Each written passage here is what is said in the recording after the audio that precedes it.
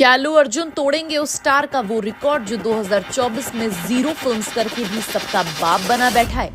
अब आप सोच में पड़ गए होंगे कि ये कौन है भाई जिसे अल्लू अर्जुन बीट नहीं कर पा रहे अभी तक। पर क्या पता दोस्तों, पुष्पा 3 के साथ ये पॉसिबल हो पाए। तो यहाँ पे अभी हम बात कर रहे हैं इंडिया के उस हाईएस्ट पेड एक्टर की। अब आप कहेंगे कि पुष्पा 2 के लिए अल्लू अर्जुन ने 300 करोड़ की फीस ली, इसका मतलब वही तो इंडिया के हाईएस्ट पेड एक्टर हुए ना। वैसे ये खबर हमने भी सुनी थी, पर द हॉलीवुड रिपोर्टर इंडिया की हाल ही में आई रिपोर्ट के अकॉर्डिंग जो लिस्ट निकाली गई उसमें पहला नाम अल्लू अर्जुन का नहीं बल्कि शाहरुख खान का है, यानी बॉलीवुड के बादशाह का। दरअसल इसी में मेंशन किया गया कि शाहरुख ने 55% प्रॉफिट लिया था पठान के लिए, जिसके तले उनके खाते में 350 करोड़ का अमाउंट आ चुका है और इस वजह से वो एक कंट्री के हाईएस्ट पेड एक्टर बन गए। नोटिस करने वाली बात यह है कि 2024 में उनकी कोई फिल्म भी नहीं आई, फिर भी वो इस पोजीशन पर टिके हुए।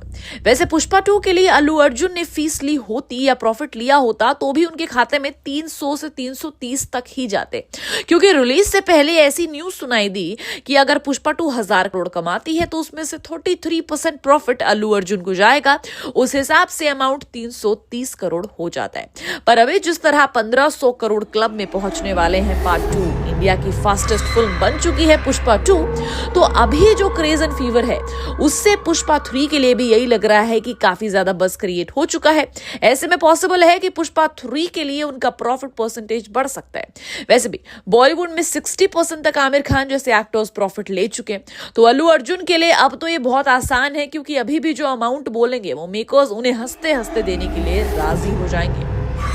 एंड प्रॉफिट मार्जिन के कारण एक्टर्स का बहुत ज्यादा फायदा होता है। अगर पुष्पा 3 ने पुष्पा 2 से ज्यादा कमाई करी तो फिर अल्लू अर्जुन के बैंक बैलेंस में नंबर्स क्रेजीली बढ़ जाएंगे।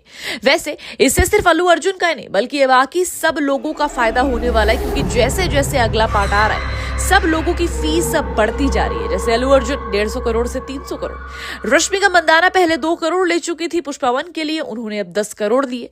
इसका मतलब अब आगे इनकी भी चांदी होने वाली है। वैसे फहद फासिल के बारे में कुछ पता नहीं, पर उन्होंने जहां पुष्पा 1 के लिए 6 करोड़ लिए वहीं पार्ट 2 के लिए 8 करोड़, तो इसके बाद उनकी भी चांदी होगी।